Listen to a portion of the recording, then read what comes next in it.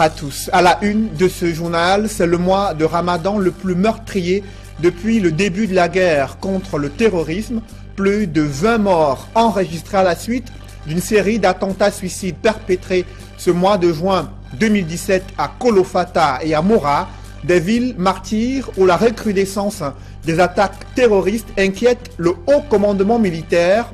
Au-delà d'une mission d'urgence annoncée ce week-end à l'extrême nord, nous ferons le point en ouverture de ce journal des assauts répétés des terroristes et la réaction de la communauté internationale sur le champ de guerre. S'achemine-t-on vers un report des élections prévues en principe en 2018 au Cameroun? La circulaire du président de la République fixant les priorités du budget 2018 ne fait aucune mention de l'organisation des 4 élections attendues en 2018. L'opposition critique le flou orchestré autour du calendrier électoral. Elle s'exprime au cœur de ce journal.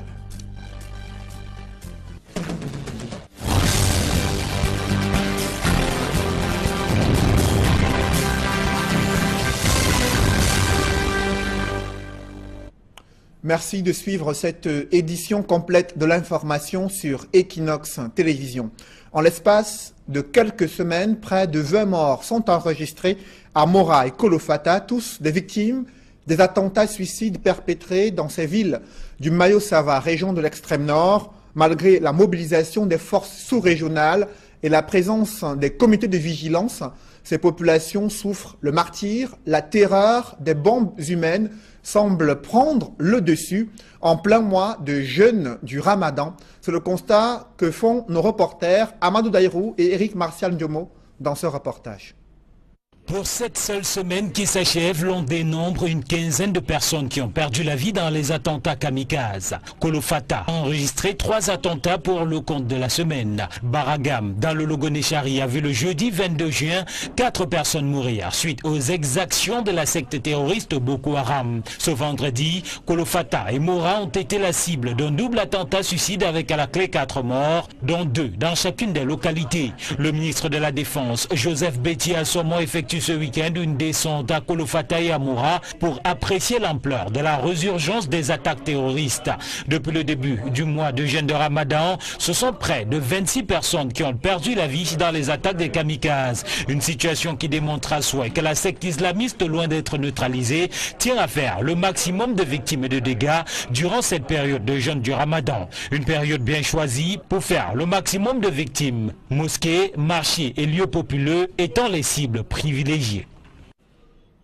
Cette recrudescence des attentats suicides et des assauts répétés des terroristes inquiète le haut commandement militaire au Cameroun. L'on note que le ministre de la Défense conduit une mission d'urgence à Kolofata et Mora ce week-end. L'objectif est de faire le point de certaines opérations militaires en cours à l'extrême nord.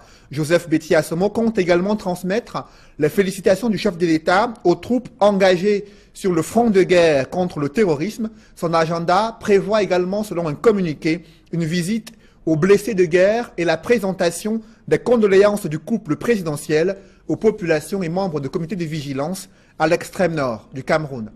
Toujours dans ce chapitre de guerre, des forces de sécurité et de défense viennent de recevoir 22 tonnes de matériel pour le déminage. C'est un don des États-Unis d'Amérique qui permettra aux forces de défense camerounaises de pouvoir détecter des colis suspects sur le champ de guerre. Élisée Bogba et Ike Cyril. Pour lutter contre Boko Haram, l'armée camerounaise et particulièrement la gendarmerie nationale s'enrichit d'un nouveau matériel. Sur le plan opérationnel, ce matériel va donner plus de visibilité à notre participation dans la lutte contre Boko Haram, dans la mesure où, jusqu'ici, nous ne faisons que sur le plan de l'affrontement direct. Mais là, nous agissons sur un domaine qui est l'explosif. Le matériel est constitué de scanners et rayons X, de dislocateurs, de combinaisons anti-bombes, de détecteurs de métaux, de kits électroniques, d'appareils numériques, de caisses de transport d'explosifs, de kits de nettoyage et bien d'autres. Au total, 22 tonnes de matériel offerts par les États-Unis d'Amérique. Nous savons que Boko Haram vont changer de tactique, bien sûr, et nous devons changer avec eux. La jeunesse du Cameroun sont vraiment exceptionnels. Ces jeunes démineurs ici, ils sont vraiment courageux, bien sûr, mais ils ont de l'expertise, ils ont gagné, ils étaient formés bien, ils ont des équipements, ils sont vraiment professionnels, ils sont dédiés à la profession. Et c'est important pour la protection des citoyens du Cameroun. Le matériel servira à détecter les colis piégés sur le terrain de guerre ou même dans un aéroport. Une simulation de la radiographie d'un colis suspect est d'ailleurs faite. Le costume du démeneur pèse 40 kg. Il lui permet d'éviter de toucher le colis suspect au risque de se faire exploser lui-même. Après examen, à travers un émetteur des rayons X, le résultat est présenté aux autorités. Il ne s'agissait pas d'un colis suspect, mais plutôt d'un sac abandonné sur place par un passant. À travers ce don des États-Unis d'Amérique, la gendarmerie nationale a désormais de quoi être plus efficace dans la lutte contre Boko Haram. Je suis persuadé que désormais, le spectacle où nous voyons soldats périsser sous le coup des mines ne sera qu'un lointain souvenir. Ces importants matériels contribueront davantage et de manière efficace, j'en suis convaincu, à l'affaiblissement puis à la neutralisation totale de Boko Haram. Aux utilisateurs de ces matériels, j'en appelle à plus de professionnalisme et de responsabilité. 6 unités du groupement polyvalent d'intervention de la gendarmerie nationale vont bénéficier de ce don. Elles sont attendues au front après une formation en Jordanie sur les techniques de déminage. Car même si l'ennemi a été poussé dans ses derniers retranchements, la lutte continue. Le serpent est blessé, mais nous devons le tuer, dixit l'ambassadeur des États-Unis d'Amérique, partenaire du Cameroun dans la lutte contre Boko Haram depuis 3 ans. Une question d'actualité, s'achemine-t-on vers un report des élections générales prévues en 2018 au Cameroun? Une circulaire du président de la République fixant les priorités du budget 2018 ne fait aucunement mention de l'organisation de 4 élections majeures attendues l'année prochaine, sénatoriales, législatives, municipales et la présidentielle. L'opposition crie au scandale, dénonce un flou orchestré autour du calendrier électoral, des manœuvres qui sont inscrites dans l'ADN du régime de Yaoundé. Ekwa Claude et Donald Brissin, Kamgan. La circulaire a été adressée aux membres du gouvernement le 20 juin dernier par le président de la République. Dans ses grandes lignes, le texte fixe les orientations à suivre pour l'élaboration du budget de l'État pour l'année 2018. Au sein de l'opinion publique et notamment de la classe politique de l'opposition, la publication de ce document présidentiel n'est pas passée inaperçue.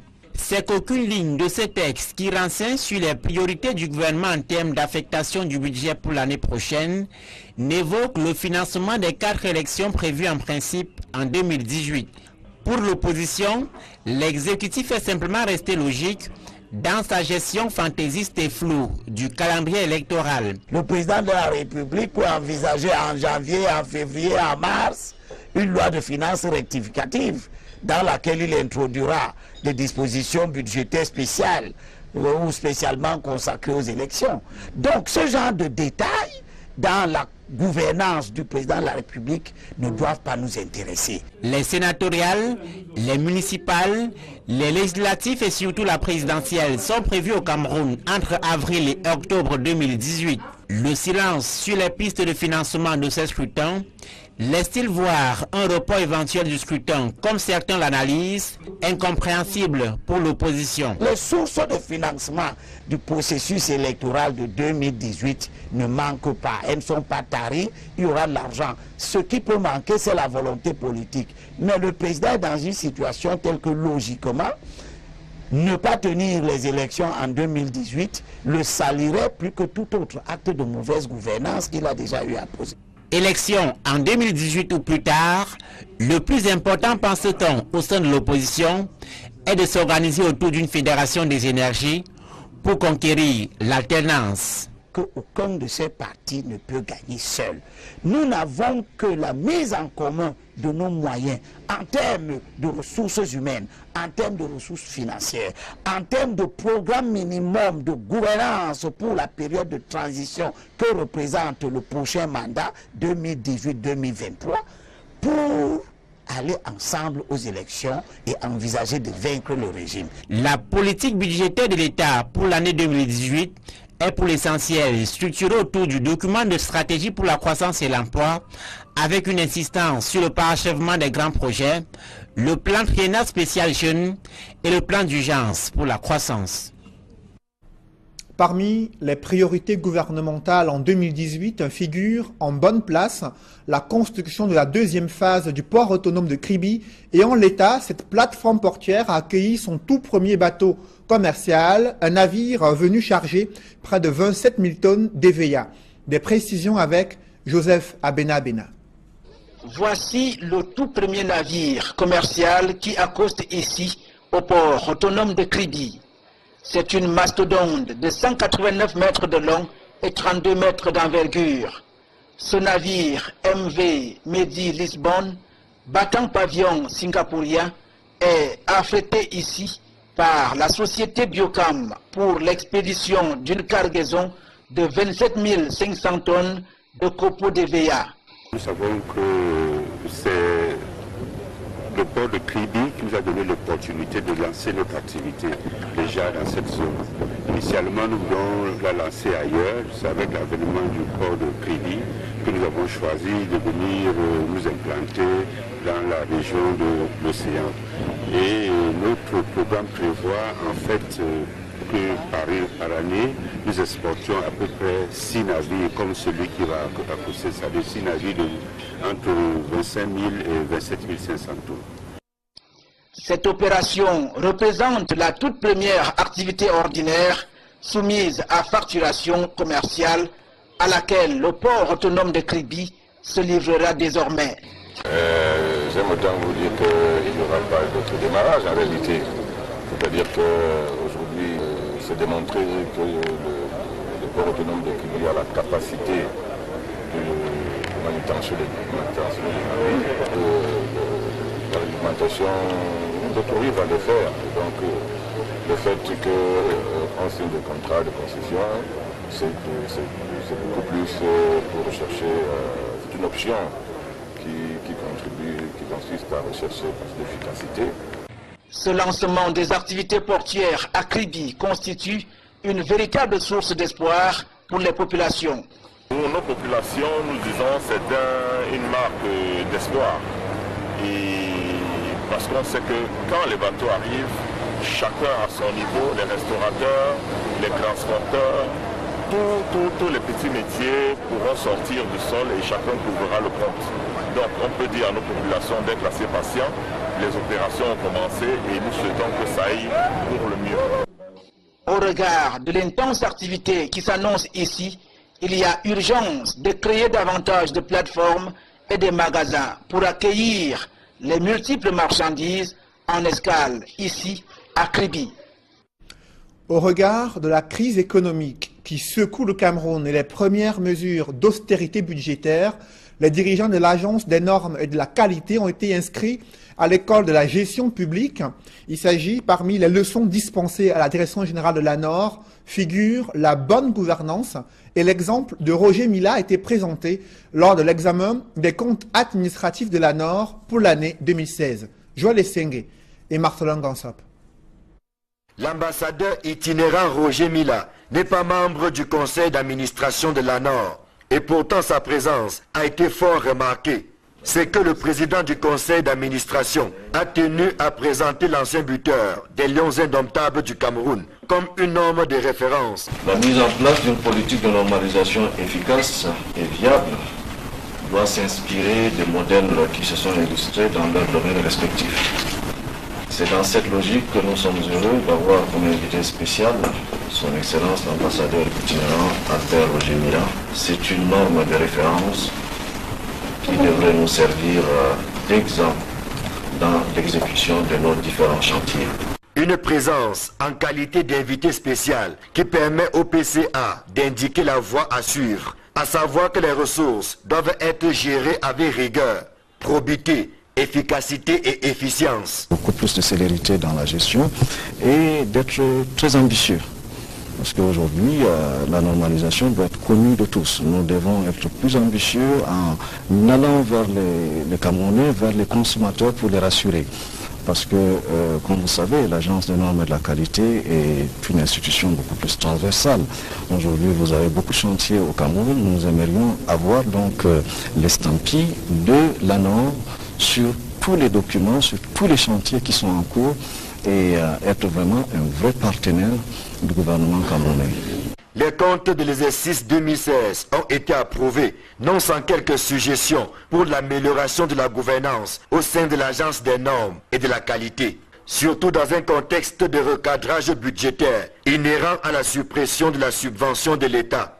Les débats ont été francs, directs, et les questions ont été posées. La direction générale nous a éclairé sur certaines situations qui présentaient certaines zones d'ombre. Nous avons donc apprécié toutes les explications qui nous ont été données. Mais à la fin, nous avons donné donc un quitus à la direction générale, au directeur général par rapport donc au compte de l'exercice 2016.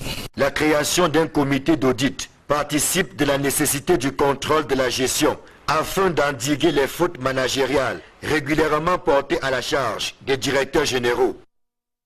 Dans ce chapitre en économie, la montée de la cybercriminalité suscite une synergie d'action entre les opérateurs de téléphonie mobile pour lutter contre les arnaqueurs et des pirates. Un protocole d'accord signé entre Orange, MTN et Vietel Cameroun a été effectif et désormais effectif du côté de Yaoundé. Des précisions dans ce reportage. Il vous est déjà arrivé de recevoir un appel téléphonique et de voir affiché sur l'écran de votre téléphone un numéro camerounais alors que l'appel que vous recevez vient de l'étranger. Cet appel est frauduleusement acheminé par Internet ou par tout autre moyen via un système appelé Simbox.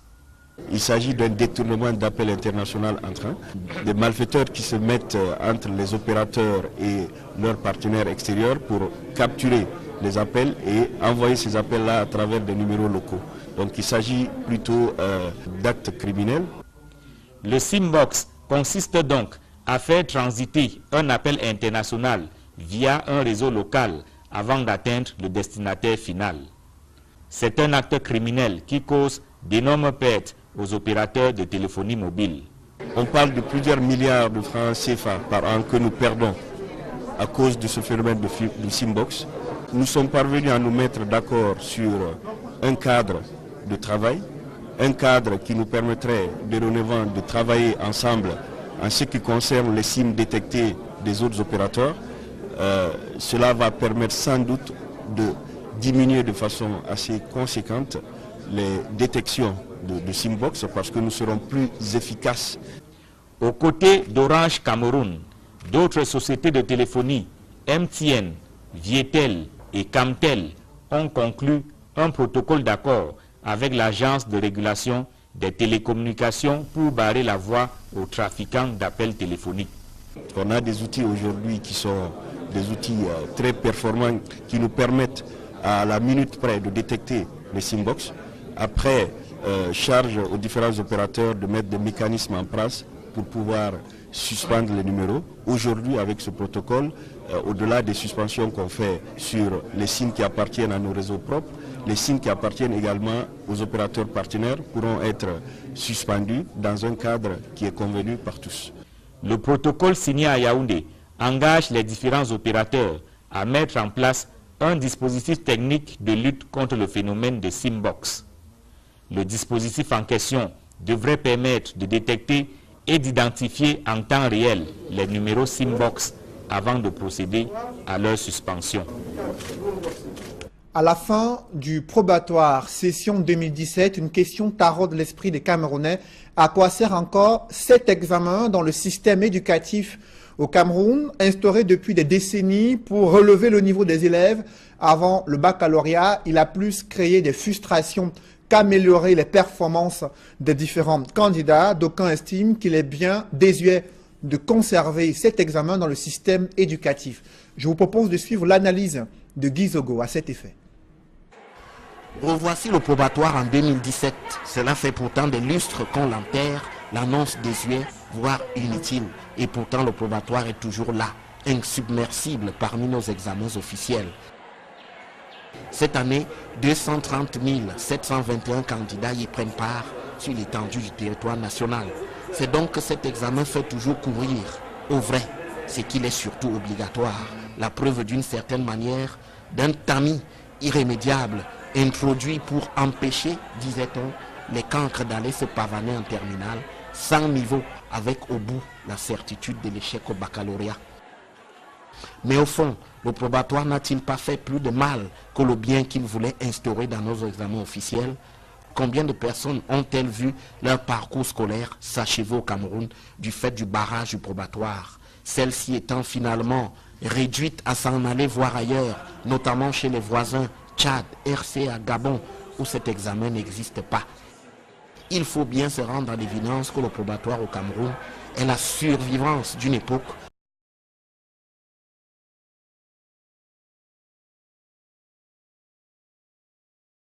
à une génération aux idées passéistes. Ce temps-là est bel et bien révolu, alors que le probatoire s'en aille aussi. C'est un rebondissement dans l'affaire des indemnisations des victimes de l'accident ferroviaire d'Ezeka, après avoir été accusé d'entretenir le flou sur les procédures jugées défavorables pour les victimes. Camrail sort de sa réserve et répond au collectif d'avocats apportant une assistance juridique à ces victimes. Dans un communiqué rendu public, le principal responsable de ce drame ferroviaire reproche aux avocats en question d'agir à des fins mercantiles et surtout de bloquer toute discussion d'indemnisation, selon Camrail, dans un communiqué rendu public ce vendredi. À quelques jours de la fin du jeûne du Ramadan, des imams appellent les fidèles musulmans à intensifier les prières pour la paix au Cameroun. C'est le principal message évoqué ce vendredi, au moment où de nombreuses familles se préparent déjà à célébrer cette fin du jeûne du Ramadan. Reportage Robert Mokobe et Nadine Yambou. C'est déjà le compte à rebours dans la communauté musulmane à quelques heures de la rupture du jeûne du mois de Ramadan. Dans plusieurs familles à Douala, des dispositions spéciales sont déjà prises pour ce moment capital de la religion musulmane. On est prêt, quand même, on est prêt pour la fête. Oui, on est prêt pour la fête parce qu'on va préparer, manger, fêter. On a tout préparé pour l'habillement, tout et tout. C'est ça la condition de la fête. On espère à Dieu que ça se passe très bien. Pendant que Zouera Adamou a prêt de nécessaire pour la fête, sa fille couturière boucle la confection des vêtements qui lui ont été commandés. Ce sont les habits de la fête qu'on souhaite porter le jour de la fête. Dans la famille comme ailleurs, il nous reste encore 2 jours. Bon, je vais me battre pour que ça aille bien. Si les préparatifs vont bon train dans les familles, marchés, autres espaces commerciaux de la capitale économique Douala, dans les mosquées, ces dernières heures avant le Ramadan sont consacrées à Allah. Les fidèles musulmans implorent Dieu pour la paix au Cameroun, principalement dans la région de l'extrême nord qui subit ces derniers jours les affres de la secte islamiste Boko Haram. Les Boko Haram ne sont pas des musulmans. Nos prières avant, pendant et après le Ramadan est que Allah puisse accorder la paix dans notre pays, à l'extrême nord et même dans le monde. Que le fidèle musulman qui pense que son frère est en difficulté prie aussi pour lui. On doit tous être unis à Allah, le seul Dieu. Il s'agit aussi pour les fidèles musulmans d'approfondir leur relation avec Allah. Nous vivons ces dernières heures de la fin du jeûne de Ramadan dans, n'est-ce pas, l'allégresse et dans l'espérance que Allah va exaucer nos vœux, il va accepter nos jeûnes, tout ce que nous avons fait comme bien, et nos aumônes, nos lectures coraniques. Et nous espérons que Allah va, n'est-ce pas, accepter cela et va exaucer. nous veut le meilleur. L'imam adjoint de la mosquée centrale de Douala dans son sermon lors de la prière de ce vendredi 23 juin 2017 a exhorté ses ouailles à adopter une attitude de piété et d'humilité afin de s'attendre à la miséricorde d'Allah. Chaque fidèle musulman devrait être pieux et dans un état d'espérance durant ce mois sacré. Chaque fidèle devrait se demander si le jeûne que j'ai accompli a été validé ou pas. Il doit constamment se remettre en question pour changer de comportement. Le but du jeûne est d'évaluer notre capacité de maîtrise face à la calomnie de la famille. En attendant, les fidèles musulmans scrutent le ciel car c'est l'apparition de la lune qui marquera la fin du jeûne du mois de Ramadan. Des familles musulmanes démunies vont elles aussi célébrer avec le sourire cette fin du jeûne du Ramadan grâce à l'élan de cœur du groupe Equinox et son partenaire, les brasseries du Cameroun. Reportage, Kate Diarra. La caravane Ramadan en Cœur, édition 2017, s'est déroulée durant toute une journée dans la ville de Douala. C'est au siège d'Equinox Télévision, à Mobile Bonacquamois, que la grosse équipe de la tournée, constituée des représentants des brasseries du Cameroun et des employés du groupe Equinox, ont embarqué à bord des différents véhicules mis à leur disposition.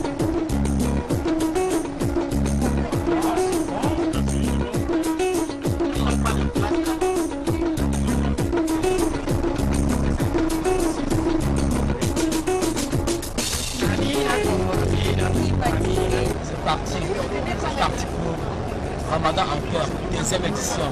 On va faire le tour, Je suis à bas.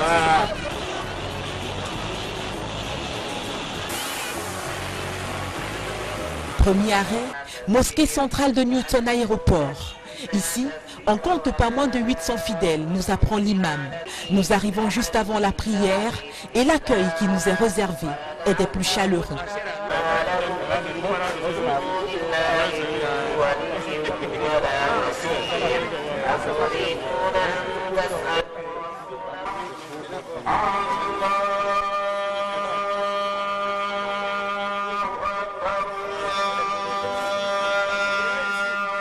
Après la remise des dons, au revoir. La caravane se déploie de nouveau vers une autre mosquée, celle du quartier Bafia. Et ici, on est en pleine prière. Il va donc falloir patienter.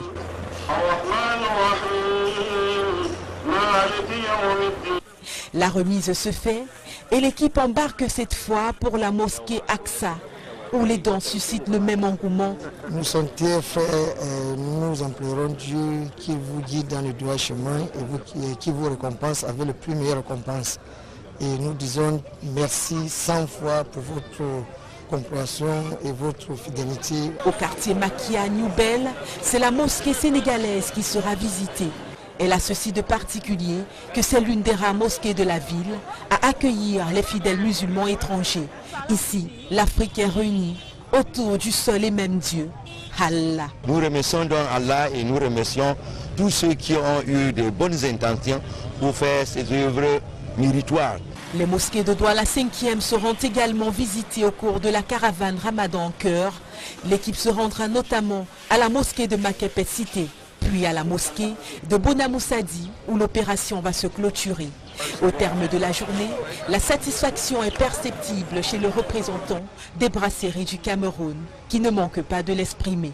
Merci à Equinox Télévision et Radio, merci à toute la communauté musulmane parce que c'est un accueil chaleureux, c'est du vécu, c'est du jamais vu, c'est extraordinaire. Bakadassala et que le Seigneur Tout-Puissant nous accompagne chacun en très bonne santé. Je voudrais rassurer la communauté musulmane de la disponibilité chaude et froide de toutes les références en boissons gazeuses des brasseries du Cameroun dans tous les points de vente. Le chef de l'opération Ramadan en Cœur, lui également, exprime son contentement. L'opération Ramadan en Cœur est une initiative du top management du groupe Equinox qui intègre la radio et la télévision et qui vise justement à tendre la main à l'ensemble de la communauté musulmane qui célèbre un pilier important de l'islam, le ramadan.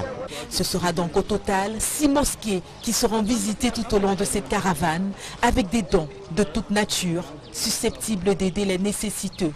Du riz, du lait, des boissons rafraîchissantes, du savon et des jouets, pour ne citer que cela. De quoi permettre à tous ceux qui seront dans le besoin de passer une très belle fête de Ramadan. Le grand message, c'est que le Cameroun, c'est un pays un et indivisible.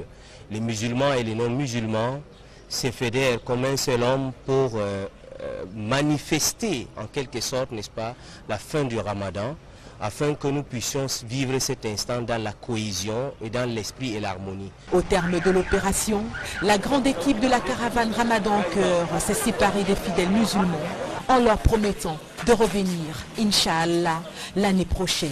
Après avoir fait le tour de la ville de Douala et des mosquées qui ont été ciblées dans le cadre de l'opération Ramadan en Cœur, nous sommes satisfaits de toute la joie qui a été apportée tout au long de cette grande caravane, en compagnie de nos partenaires, les brasseries du Cameroun. Pour Equinox Télévision, je suis Kediara en direct de la mosquée de Bounamoussad. En attendant cette rencontre décisive Cameroun-Allemagne, une célébrité de la musique africaine est au Cameroun et compte électriser une ambiance riche en sons et en couleurs à la Sanza Night Club en plein centre-ville de Douala.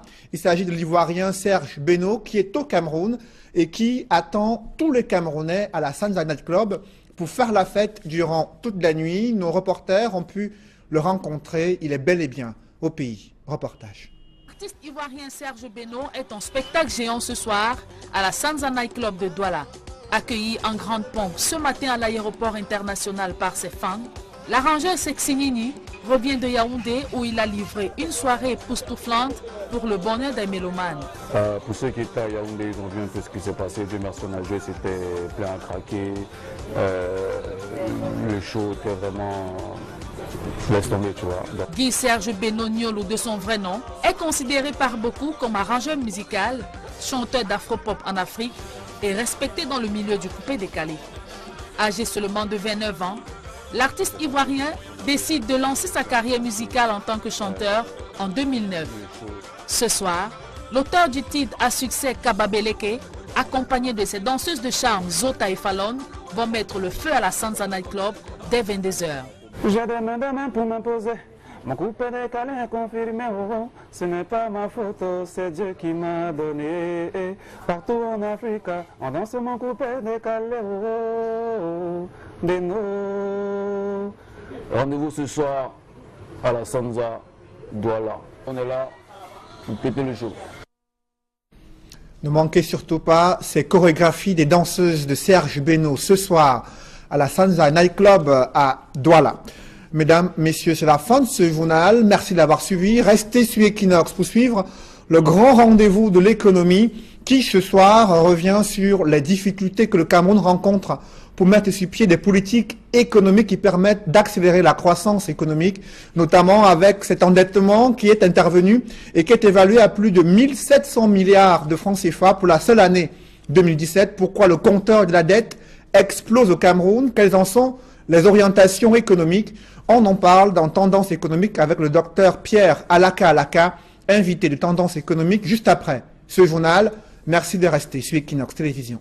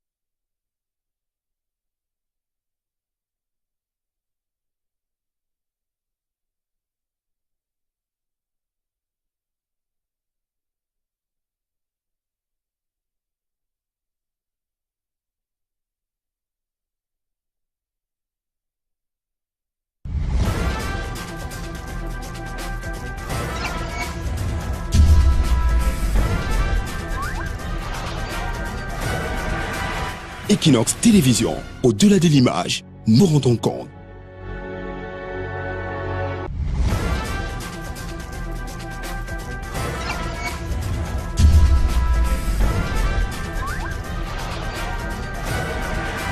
Equinox Télévision, au-delà de l'image, nous rendons compte. Bienvenue sur Tendance économique, un magazine de reportage et d'analyse des enjeux de la croissance économique sur le continent africain. Tendance économique sur Equinox Télévision. Tendance économique vous donne les clés pour analyser et décrypter les enjeux de la croissance économique en Afrique. À l'heure actuelle, quels sont les obstacles à l'émergence des champions nationaux? Comment obtenir l'émergence de l'Afrique, un continent plombé par le chômage, la misère et les questions de bonne gouvernance? Pourquoi l'industrialisation reste faible au Cameroun? Des industriels, créateurs de richesses, décideurs africains et experts internationaux construisent une nouvelle tendance économique. Tendance économique. Tous les vendredis à 20h30 sur Equinox Télévision.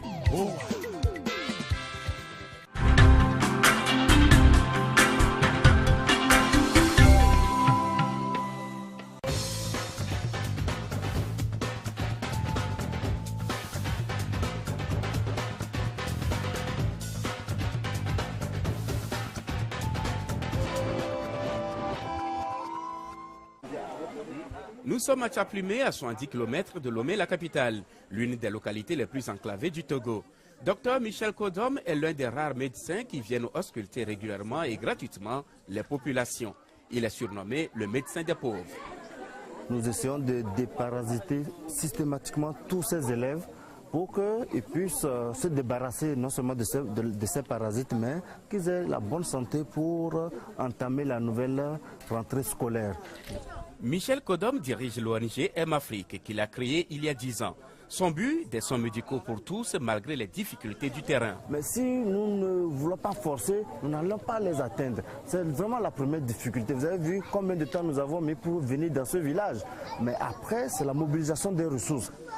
Cette école en Banco est la seule infrastructure de la localité. Dans ce village de 1500 habitants environ, il n'y a ni centre de santé ni infirmier.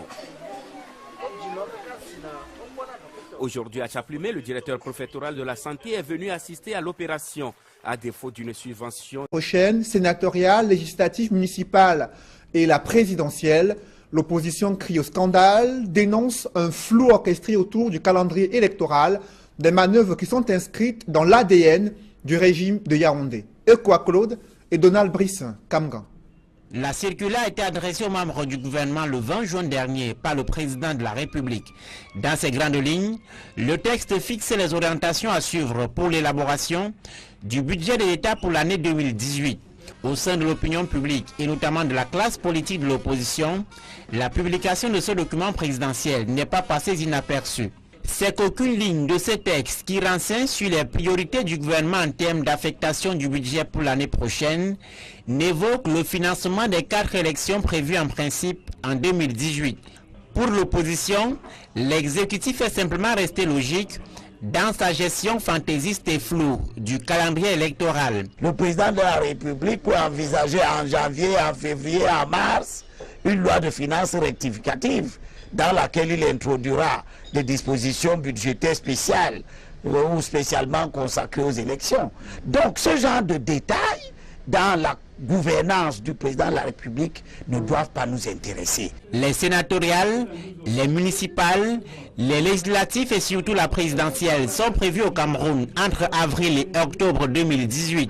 Le silence sur les pistes de financement de ces scrutins Laisse-t-il voir un report éventuel du scrutin, comme certains l'analysent, incompréhensible pour l'opposition? Les sources de financement du processus électoral de 2018 ne manquent pas. Elles ne sont pas taries, il y aura de l'argent. Ce qui peut manquer, c'est la volonté politique. Mais le président est dans une situation telle que logiquement, ne pas tenir les élections en 2018 le salirait plus que tout autre acte de mauvaise gouvernance qu'il a déjà eu à poser.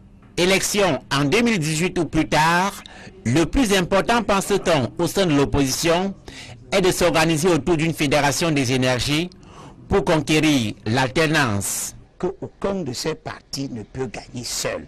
Nous n'avons que la mise en commun de nos moyens en termes de ressources humaines, en termes de ressources financières, en termes de programme minimum de gouvernance pour la période de transition que représente le prochain mandat 2018. À tous, à la une de ce journal, c'est le mois de Ramadan le plus meurtrier depuis le début de la guerre contre le terrorisme.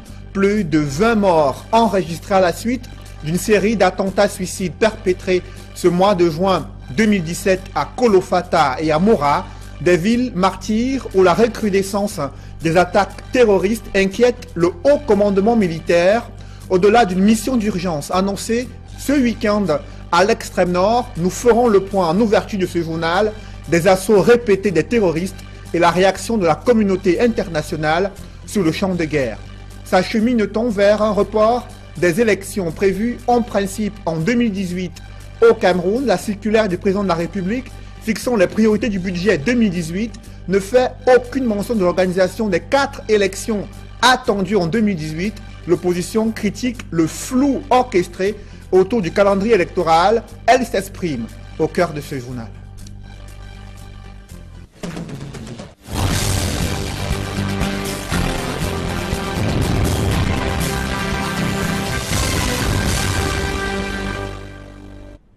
Merci de suivre cette édition complète de l'information sur Equinox Télévision. En l'espace de quelques semaines, près de 20 morts sont enregistrés à Mora et Kolofata, tous des victimes des attentats suicides perpétrés dans ces villes du Mayo-Sava, région de l'extrême nord, malgré la mobilisation des forces sous-régionales et la présence des comités de vigilance. Ces populations souffrent le martyre, la terreur des bombes humaines semble prendre le dessus en plein mois de jeûne du Ramadan. C'est le constat que font nos reporters Amadou Daïrou et Eric Martial Ndiomo dans ce reportage. Pour cette seule semaine qui s'achève, l'on dénombre une quinzaine de personnes qui ont perdu la vie dans les attentats kamikazes. Kolofata a enregistré 3 attentats pour le compte de la semaine. Baragam, dans le Logonéchari, a vu le jeudi 22 juin 4 personnes mourir suite aux exactions de la secte terroriste Boko Haram. Ce vendredi, Kolofata et Mora ont été la cible d'un double attentat suicide avec à la clé 4 morts, dont 2 dans chacune des localités. Le ministre de la Défense, Joseph Betty, a sûrement effectué ce week-end une descente à Kolofata et à Mora pour apprécier l'ampleur de la résurgence des attaques terroristes. Depuis le début du mois de jeûne de Ramadan, ils ont gagné, ils étaient formés bien, ils ont des équipements, ils sont vraiment professionnels, ils sont derrière à la profession. Et c'est important pour la protection des citoyens du Cameroun. Le matériel servira à détecter les colis piégés sur le terrain de guerre ou même dans un aéroport. Une simulation de la radiographie d'un colis suspect est d'ailleurs faite. Le costume du démeneur pèse 40 kg. Il lui permet d'éviter de toucher le colis suspect au risque de se faire exploser lui-même. Après examen, à travers un émetteur des rayons X, le résultat est présenté aux autorités. Il ne s'agissait pas d'un colis suspect, mais plutôt d'un sac abandonné sur place par un passant. À travers ce don des États-Unis d'Amérique, la gendarmerie nationale a désormais de quoi être plus efficace dans la lutte contre Boko Haram. Je suis persuadé que désormais, le spectacle où nous voyons soldats périsser sous le coup des mines ne sera qu'un lointain souvenir. Ces importants matériels contribueront davantage et de manière efficace, j'en suis convaincu, à l'affaiblissement puis à la neutralisation totale de Boko Haram. Aux utilisateurs de ces matériels, j'en appelle à plus de professionnalisme et de responsabilité. 6 unités du groupement polyvalent d'intervention de la gendarmerie nationale vont bénéficier de ce don. Elles sont attendues au front après une formation en Jordanie sur les techniques de déminage.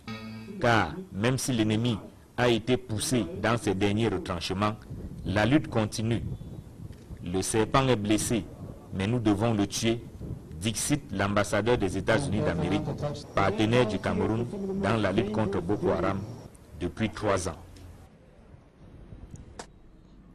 Une question d'actualité, s'achemine-t-on vers un report des élections générales prévues en 2018 au Cameroun?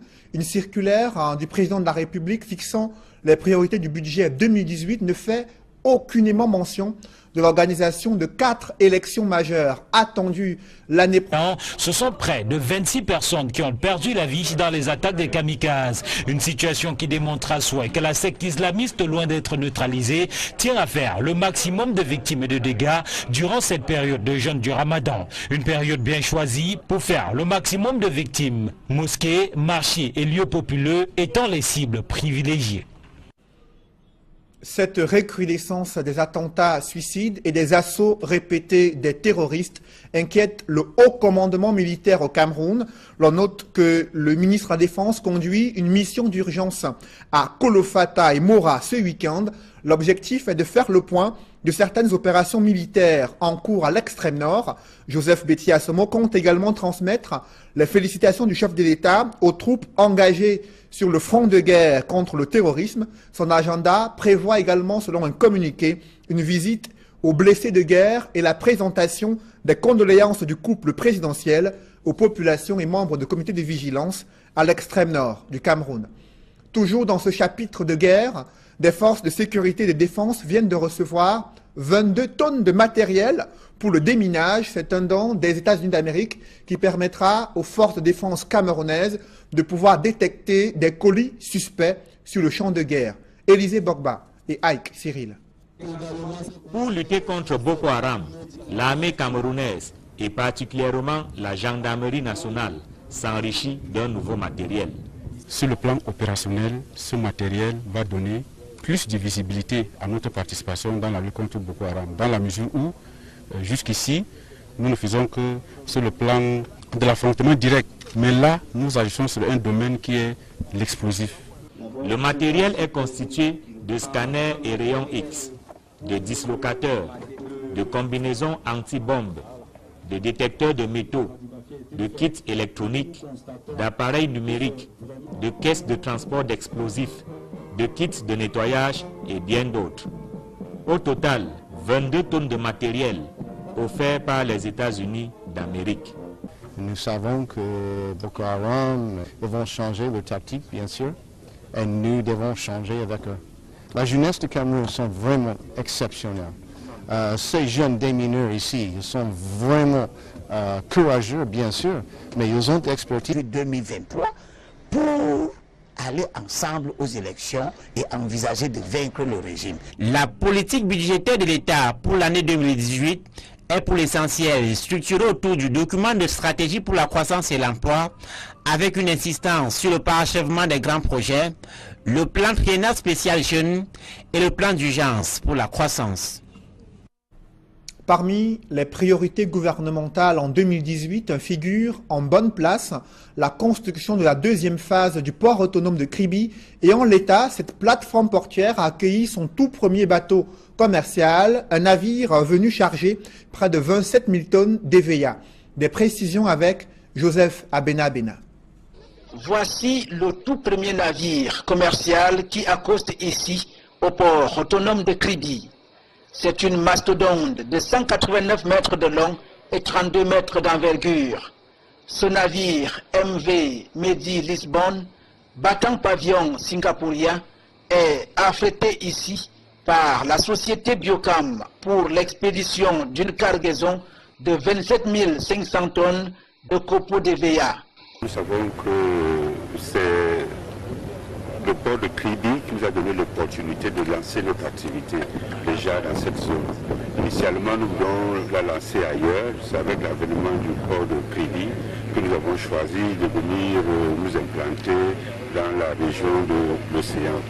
Et notre programme prévoit en fait que par année, nous exportions à peu près 6 navires comme celui qui va accoster, c'est-à-dire 6 navires entre 25 000 et 27 500 tonnes. Cette opération représente la toute première activité ordinaire soumise à facturation commerciale à laquelle le port autonome de Kribi se livrera désormais. J'aime autant vous dire qu'il n'y aura pas d'autre démarrage en réalité. C'est-à-dire qu'aujourd'hui, c'est démontré que le port autonome de Kribi a la capacité de manutention des navires. L'alimentation, d'autres rives va le faire. Donc, le fait qu'on signe des contrats de concession, c'est beaucoup plus pour rechercher, c'est une option qui contribue.